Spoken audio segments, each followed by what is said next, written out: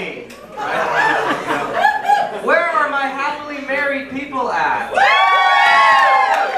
Me too. My wife and I just celebrated 4 years of marriage. Yeah. Pretty cool. Thank you very much.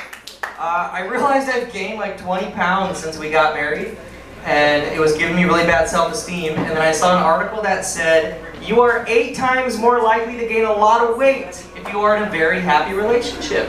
Did you guys know that? Yeah. I thought I was happy in this relationship. My wife's over the goddamn moon. Yeah.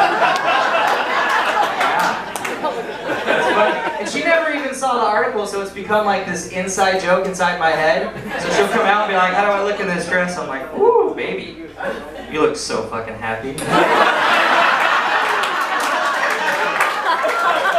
I'm not saying I'm the best husband ever, but I'm top 10. At least. How's the front row doing? How you guys doing? Good. Did you get picked on tonight? Alright. I'm not gonna do, like, this is the extent of my small talk. I'm bad at small talk. Like, I get people angry when I try to talk to them. I don't know what I said. Last week I made a coworker really mad. She was looking kind of down, and I walked up to her and I was like, hey, what's going on? And she was like, oh, I just got off the phone with my mom. My dad passed away. And I was like, oh my gosh, I am so sorry. She was like, yeah, my mom said my dad was just sitting there eating his cereal, and she left the room for 2 minutes. 2 minutes. And when she came back, he had passed. And I was like, oh my God. What kind of cereal? Because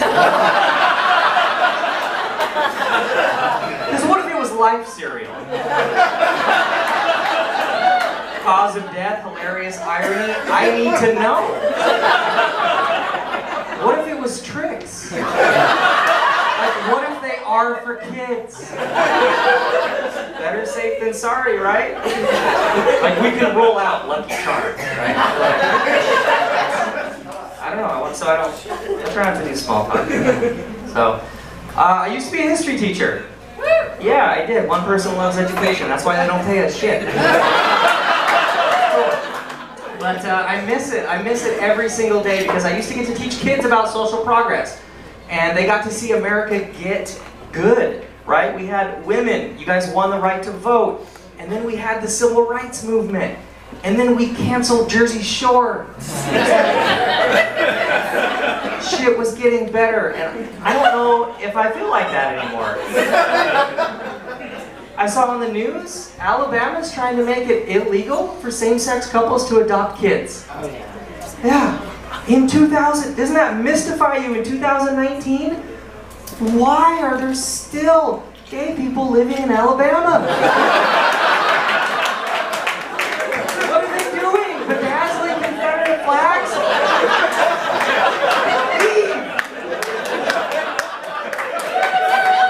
Pack your rainbow shit and get out. Get out here to West Hollywood. Like, how do they even have any kind of a social life? Like, you're not going to get them to join the Klan.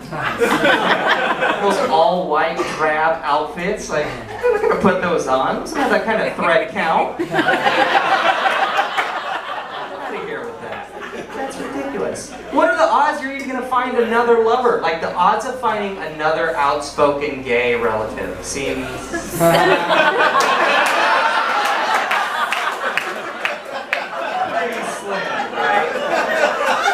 What's the one advantage to being gay in Alabama? The guys have fewer teeth? Like, I don't understand it. That's all I understand. They're so religious out there too. I'm not religious. I was raised Catholic. It wasn't bad for me, but I was an ugly kid. So like, it's not a big deal. I think they're kind of like a bad book club. Like, no one read the book, but there's wine, so fuck it, right? It's fine. And I'm not here to mock them. I think any organization that gives wine to children has the universe figured out. I really do think that. But I don't like the hypocrisy of religion. That's why I'm not religious. I just finished my master's degree not too long ago. Yes, thank you very much. I love like the faces I get when I say that? Because like you wouldn't know by looking at me that I'm better than you.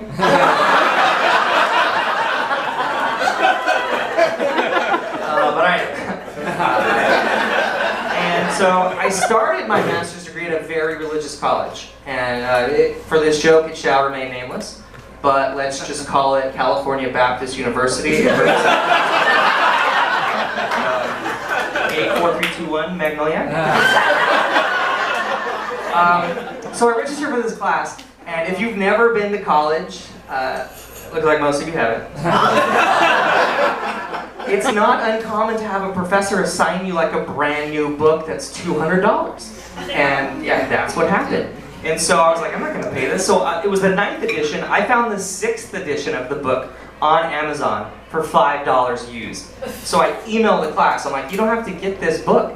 Buy the older. Yeah. The professor called me within 30 seconds of sending that email. He's like, you can't use the 6th edition. You can't use that book. It is way too old to be useful. And I was like, this is a Christian college. You're telling me a book is too old?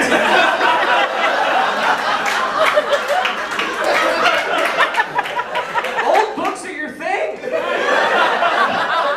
If you believe that you know the origins of the universe and that old books can't be useful, I hate to say it, guys, but you're not a Christian. Okay? You're a Scientologist.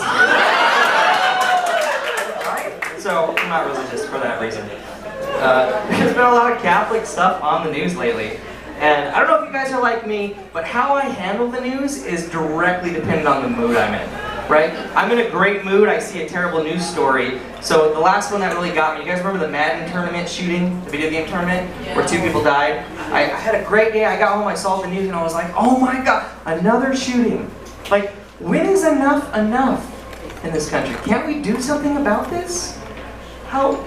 Whatever. And so I fall asleep, I wake up the next morning, I wake up late, I'm already 20 minutes late for work, I get on the freeway's not moving, stop dead completely, bumper to bumper traffic. I'm just sitting there, so I start flipping through my satellite radio channels and I land on the news, and they're talking about the shooting. And then they said, this is just a pattern. For the last decade, we average about 40,000 shooting deaths a year in this country. Yeah, I don't know if you guys knew that. And I thought to myself, we lose 40,000 people a year? Then why isn't the freeway moving? 40,000's not enough. We have to do better. I joined the NRA. I am not a gun person, but I need to get to work on time. And then I thought about it, and I was like, liberals love to use the 40,000 number as an argument for gun control, and I'm pretty liberal, right? I always have to say that because I have a conservative, almost racist hairline. Right?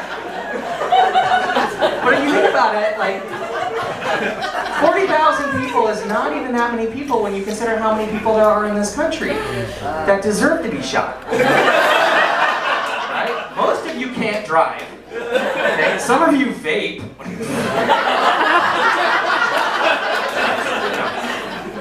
I saw another headline that said, a toddler shot and killed someone during every single week of 2017. Yeah, I was like, who is this murderous toddler? Did Sarah Palin have another kid? But no, it was a different toddler. It's not the same toddler. And then the thing that gets me about this is like what they blame the violence on, like when you watch the news. And I'm 34 years old. I have been playing video games since I was 6. And it truly bothers me that we blame violence on video games. Because the video games that we played growing up didn't make us more violent. They prepared us for life, right? Like we played games like Pac-Man and Tetris. Like remember Tetris with the blocks? That was the ultimate preparation for adulthood. Because you couldn't win. It just kept getting harder and faster until you were crushed under the weight of your own failure.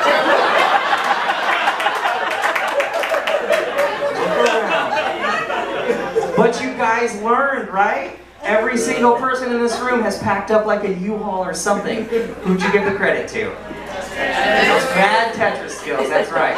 That's weird though, because we played so many other games, but we don't give anything else credit. Like, none of my druggy friends have ever killed a bag of mushrooms and been like, oh, Super Mario skills, bro! This doesn't happen. If video games made us more violent, I would have been arrested years ago for running someone off a bridge and shouting out, Mario Kart, Rainbow Road, bitch! That's never happened. Board games are the same way. So, we were babysitting my nephews, and one of them wanted to play a board game, and they pulled out Monopoly. And my wife was like, you can't play Monopoly with him. He's 6. I'm like, you are never too young to learn the personal finance skills that come with Monopoly, right?